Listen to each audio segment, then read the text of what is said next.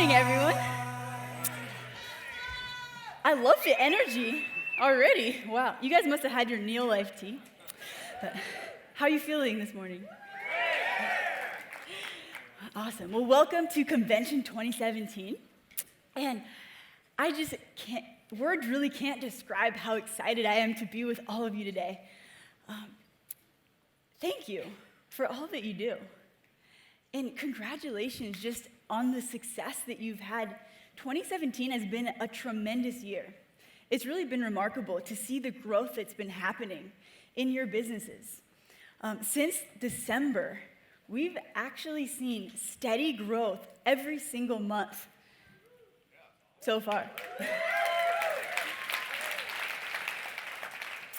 And that growth, it represents not only your success, but also lives being changed and impacted for the better. And when we say thank you, we're not just saying that. It's not just words. We mean it because we literally could not do any of this without passionate people like you, and especially our World Team and President's Team leaders. I mean, thank you so much for every single life that you have touched and every time that you share NeoLife. Please never forget that you guys are the heart and soul of this company. And so I just feel so grateful to be in this family with all of you.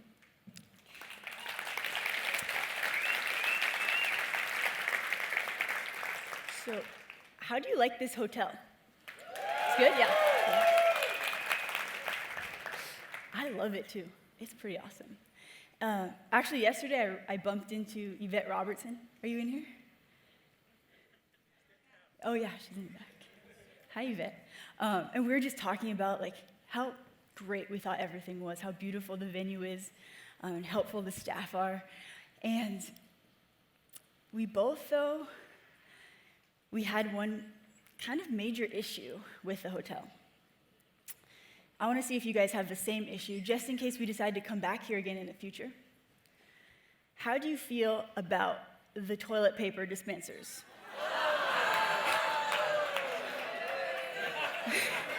It's like being in elementary school, one at a time. God loves a cheerful giver, so we're going to have to talk with him. But no. In all seriousness, though, this is a really exciting time in the history of our company. And but this morning, I want to talk about airplanes a little bit. Who came here on an airplane? Nice, good majority. Yay for airplanes. So has anyone in here ever heard of a guy named Samuel Langley? I see one hand. Okay. How about the Wright brothers? Oh, everybody, yeah, we all know them. So Samuel Langley, he was actually the guy that he wanted to be the first person to fly an airplane. And so he was this guy, he was really talented in his career. He was a senior officer at the Smithsonian, and he was a professor at Harvard. He had friends that were really powerful people like Andrew Carnegie and Alexander Graham Bell. And he even received $50,000, which in today's terms is over $1 million, of funding of U.S. government grants from the War Department in order to build an aircraft. So he used the finest materials, the best parts that he could find, and the press would follow him everywhere he went. There'd even be crowds of people that would come out to see every test flight that he took. But I think we all know what happened. He was not the first to build a successful airplane. It was the Wright brothers. And they succeeded even though they came from a really humble background. They had no college education. They didn't even graduate high school, actually. And they had no funding, no government grants. And they were victorious. It doesn't make sense, right? And if you were here last year at convention, you probably remember that Josh used the Wright brothers during his closing speech. And he did an incredible closing speech. It's on the YouTube, if ever you want to check it out, our channel. And I'm going to follow his lead. He's a pretty awesome leader, right?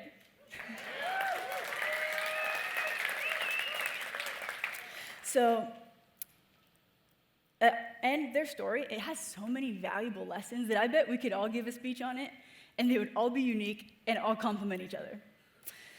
Same goes for the books that are written about them. There's thousands of books trying to tease out why they were able to succeed. And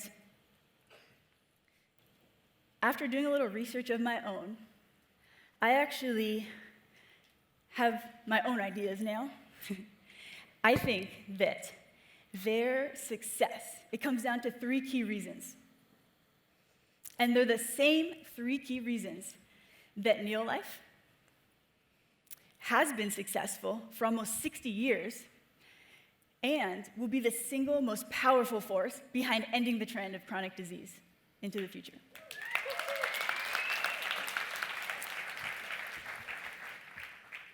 I'm going to find my clicker.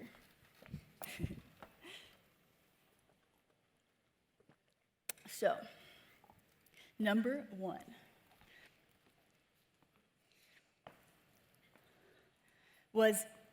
It should say their dream and their why behind that dream. So the Wright brothers, they had a strong work ethic, and they had a dream that just inspired the people around them. They shared their vision with their friends, their loved ones, their family, the people that they encountered. They wanted to make it possible for humans to fly. That was unheard of at the time. But their dream was more than that. It represented a dream to change the world and benefit the world.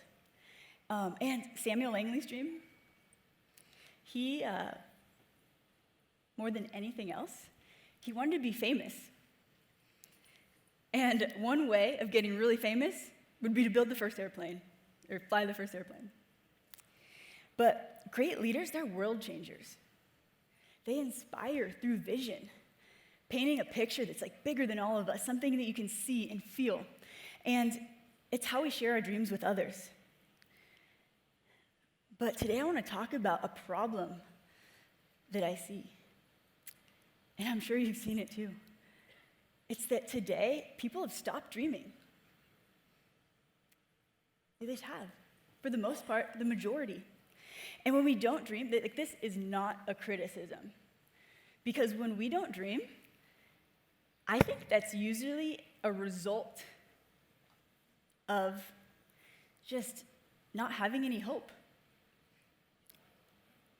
It's a result of being scared. I know that if I don't have hope for a better future, dreaming will only lead to another disappointment. And for a lot of people, they just feel like they couldn't handle that. That would destroy them. But today, I want to say that we cannot be afraid to dream. Not anymore. Not when you're a part of a family, when you belong to this family, a family of people who want to see you succeed, who literally create success because we believe in people. And so I've had the pleasure of getting to know so many of you, and I know that there are a lot of dreamers in this room.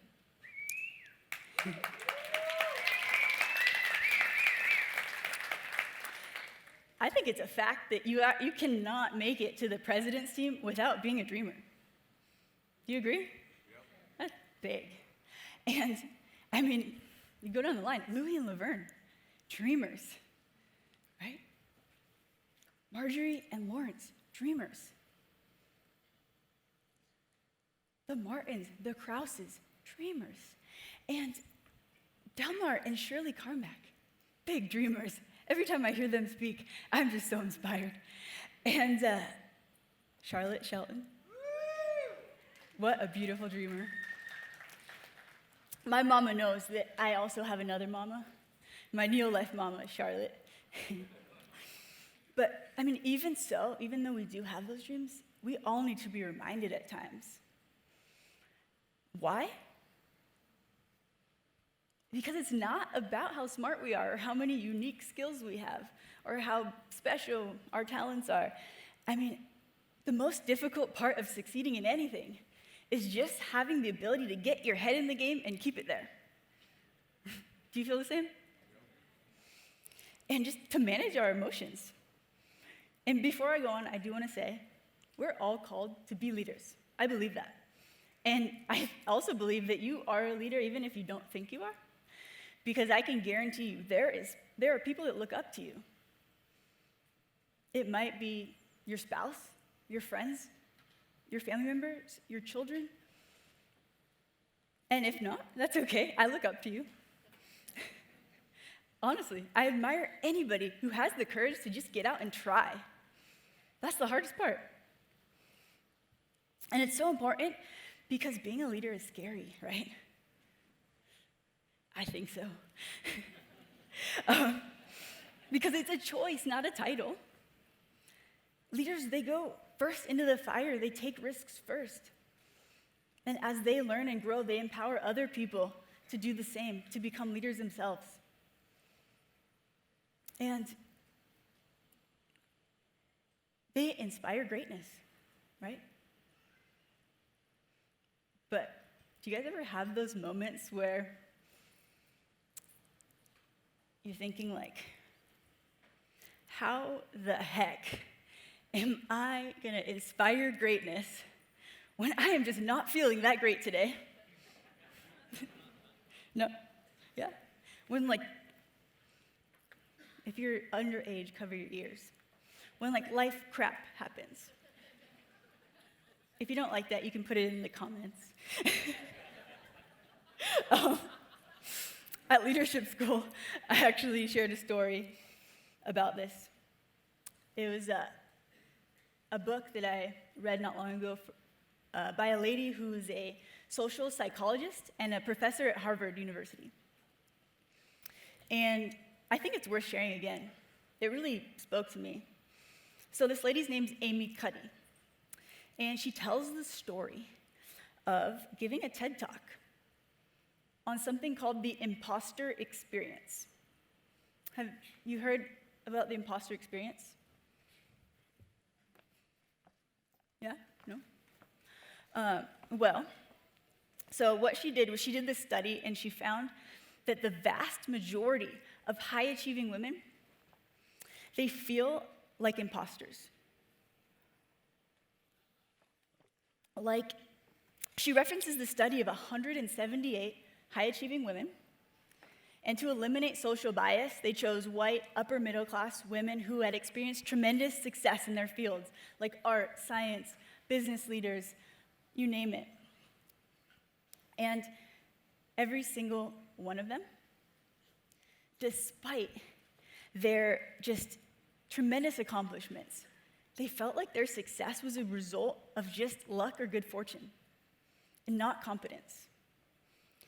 They felt like they had this fear of people finding out that they weren't really as capable as everyone thought they were. Has anyone else ever felt like that? I know I have. The way people reacted to her talk, though, is what really surprised her.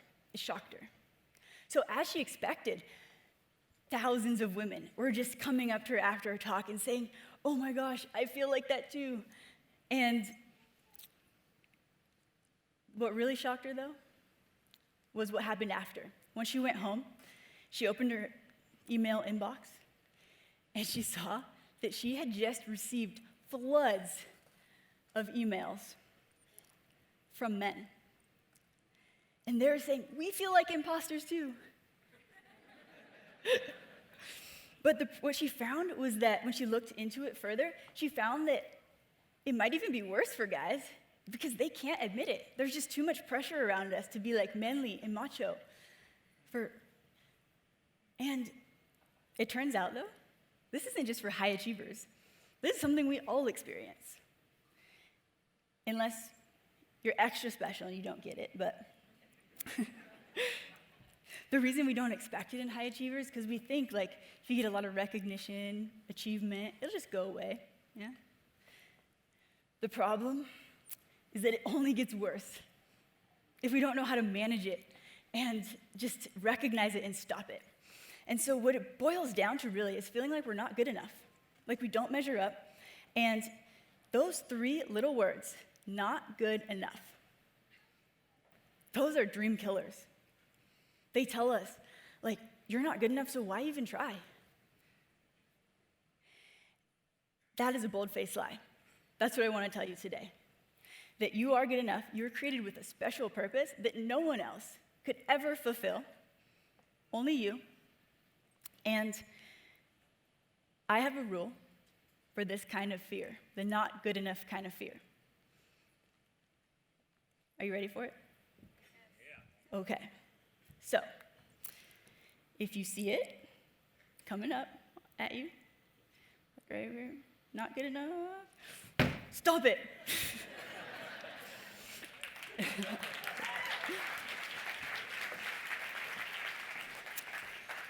And if you can't stomp it, then phone a leader friend, and they'll help you stomp it out. That's the beauty of being in this family. And so, I've struggled with this my whole life. It's taken me a really long time to learn that true humility is not thinking less of yourself. It's thinking of yourself less. Do you guys agree with that? That was said by Rick Warren. And you are amazing. And when you think you're not amazing, it hurts you. And it hurts our family too. It limits our potential. So, will you please turn to the person next to you and tell them how amazing they are? You are amazing. Good.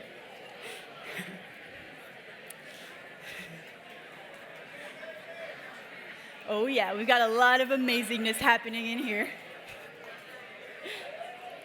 Don't ever forget it.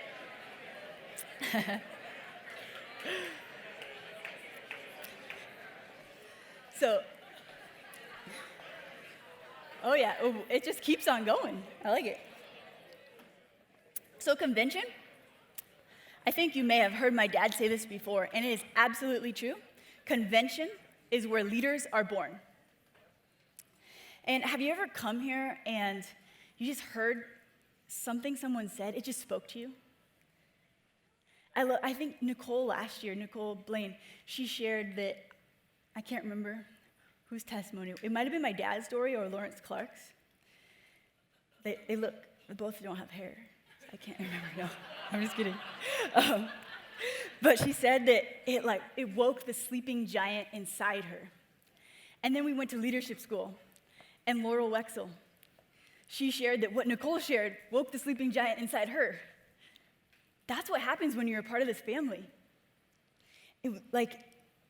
You are literally, in NeoLife, you're literally surrounded by people who just want to throw gasoline on the fire of your dreams and water over your fears. And sharing your story and your vision, that has the power to transform lives and to save lives. In this business, though, it can seem scary. I was so scared when my dad told me when I first started the business that I had to become a promoter. I was not happy with him. Those of you who've seen me speak in the beginning know exactly why. I still get dry mouth and have to go to my water too often. So I used to be so shy that even just talking to a stranger, ordering coffee, I would just light up bright red in the face like a tomato. And I'd start to sweat. And it was ugly. It was awkward. But I ended up figuring out that if I wore yoga pants all the time when I'd be talking to people, that most of them would just be like, oh yeah, did you just come from a hard workout? Should try it. But the cool thing is that it doesn't matter if you don't have everything you need to succeed right now, because none of us have all the skills that we're going to need. It's a growing process, and we're constantly learning. Any skills that you haven't learned yet, just don't worry about it. Just show up. Come to events like this. I'm so proud of each and every person that made the decision to come here and be here and take control of your life.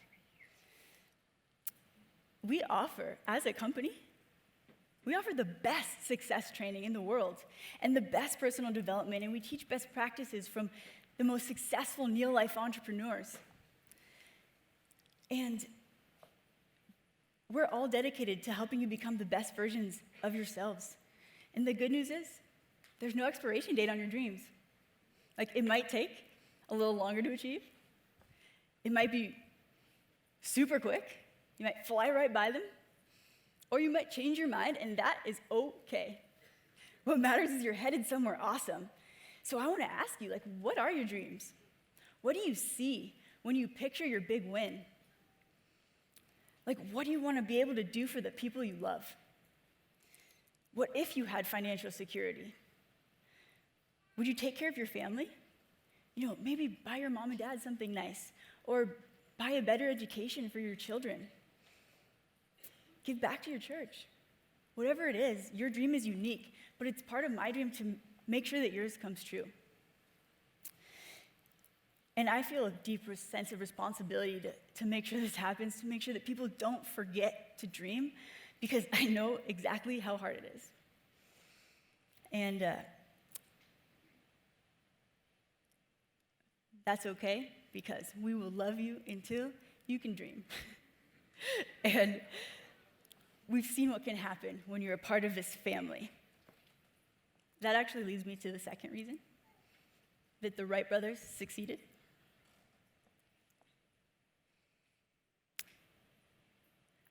I think the slides may have gotten lost. And when they got put back together, they're not quite accurate. We're going to pretend that says your team. So, there is nothing more powerful than your team. The Wright brothers, they had a passionate team who caught their vision, and it was made up of small, average, hardworking people, small-town friends, and not a single one had a college degree. But what they had was a strong work ethic and an unshakable determination to succeed. And their flying machine, it costed $1,000 to build. Samuel Langley, who had the best team of experts and the most prestigious degrees, and $50,000, equivalent of over $1 million worth of funding, and a huge engine on his plane. When he failed, he would just make the engine bigger and bigger and bigger. But the Wright brothers' attitude was so important, their team's attitude. They were optimists. Did you know they actually took 5 sets of parts with them every single time they went out to do test flights? Because they knew that failure was a necessary part of success. In less than a month, they made between 700 and 1,000 flights. And in our business, attitude is everything. It's the difference between when we get a no, do we get discouraged and quit? Or do we see it as an opportunity to learn and grow? Samuel Langley, he made only 2 attempts, and he failed. And he failed to fly maybe more than a few seconds and crashed in the Potomac River. He had major media coverage, and there'd be crowds of people there. And he was so embarrassed that he quit. But we can't help what happens to us. We can only help what happens in us. So I think that he quit because he couldn't handle the failure because it was a selfish dream. Selfish dreams, they don't create success. They just don't, because we can't succeed alone. In NeoLife, we have a culture where people are empowered to be their best, where we don't have to step on other people to get to the top because we succeed together. And we have a culture of greatness. Greatness. In whether you are in the NeoLife family as a promoter or club member or company staff member, we have one culture. And it creates an environment where leaders can make sacrifices for their people, but their people are never, ever the sacrifice, because people are number one in our business. And I want to say thank you for upholding the values that have allowed us to be here for almost 60 years. And I want to say a special thank you to all of our staff that made it possible for this event to happen this weekend.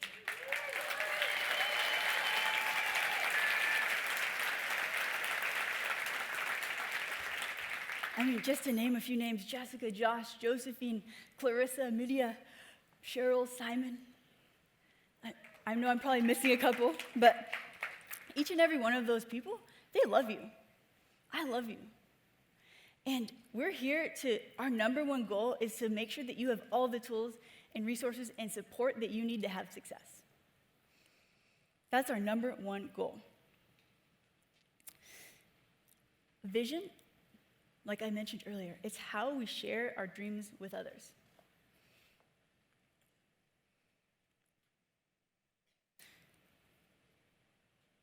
That was reason number 3. Their dream and their team create a culture of success. If it's okay with you, I'd like to just close by sharing my dreams for NeoLife with you, like what I see into the future. Is that okay? Cool. So first, I see NeoLife as a home. It's a home where you can belong to a family and a community that is changing lives, where there is a place for every single person who has a heart for serving others, and you will be accepted and loved just as you are. But people don't stay just as they are for very long when they come into our family. This is a transformative environment, isn't it? And I think Robin Williams really just powerfully communicated the importance of this, of having a family, a home where you belong.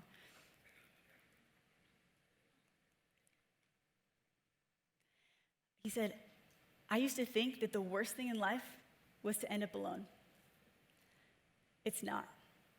The worst thing in life is to end up with people who make you feel alone.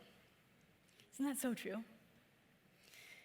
And in the NeoLife family, you're never alone. And you're always supported. And it's a family of people who genuinely believe in you, because we believe in people. And even when you have those times where you're like, oh, I'm just not feeling that great, there are people around you who are just going to be speaking encouragement into your lives and telling you that you are awesome. It is amazing, isn't it amazing how in the right environment, we're just all capable of extraordinary things beyond what we ever thought possible. And that actually leads to part 2 of my vision. So, right now, we're committed to ending the trend of sickness and chronic disease. This chronic disease is literally like destroying families around the world. We've seen the numbers. By 2020, it's predicted that 3 out of every 4 people are going to die: heart disease, diabetes, or cancer. It's so sad, because those are diseases of lifestyle. For the most part, they're often preventable. And my vision is that because of this family, because of you and the people around the world that are passionate about loving others through NeoLife, that end the trend, forget it. It's going to be a thing of the past, because it's no longer going to be a problem. That's what I see. And it's going to be a world where sickness and disease, they're not normal. They shouldn't be normal. I mean, we've become slaves to sickness and slaves to disease and poverty. It's just so sad to see. And we're going to be the single most powerful force behind this revolution. Do you believe that? Yes.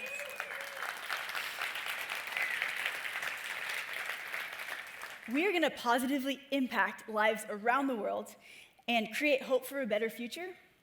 And we can never estimate the power of this, of hope. Like, can you just imagine what it would be like around the world if every single child were to wake up in the morning and they were to have hope And for a better life, a better future, and opportunity, can you imagine just the sense of stewardship that they would have? Just the desire to make the world a better place to leave the world as a better place than they found it? I mean, that would be powerful. A byproduct of this, all of this life change happening, is going to be success for our family. And that's going to mean that when we come to convention, there are going to be just seas of people, of seas of diamonds and rubies and sapphires and emeralds. And we may even see so much pin bling that I'm going to need sunglasses. We're going to show the world that there really is a better way of life, that health really is wealth, and giving families hope. We've actually played a huge role, NeoLife as a company, and this family. We've played a huge role in just ushering forward this wellness revolution that we're a part of today. 60 years, that's a long time. 60 years ago, the supplement industry, it didn't really exist. I mean, if you did know about vitamins or someone tried to sell you some, you probably thought that there'd be some like funny stuff in it from some hippies, I'm guessing. Funny story, you know how family is just are the hardest people sometimes to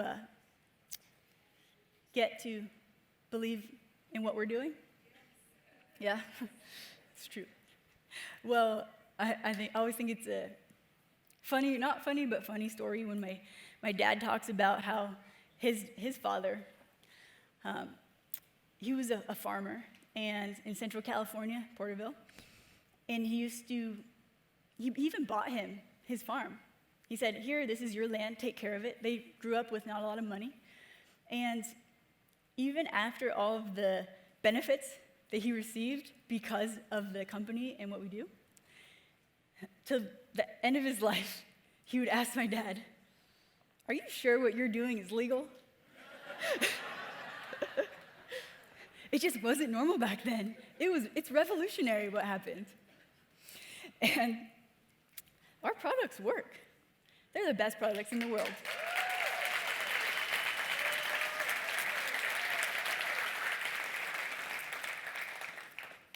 I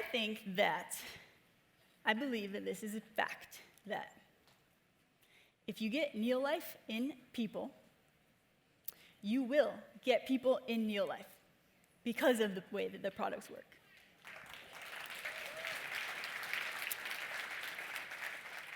We also have the best opportunity. This is the original startup. When we didn't even use the word startup.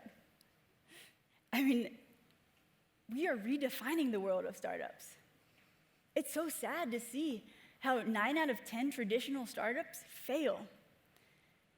And these are people that are putting their livelihoods at risk. It costs an average of over $100,000 to get started, and a 90% chance that you're gonna fail. Like, there's not a lot of people that can afford that kind of hit.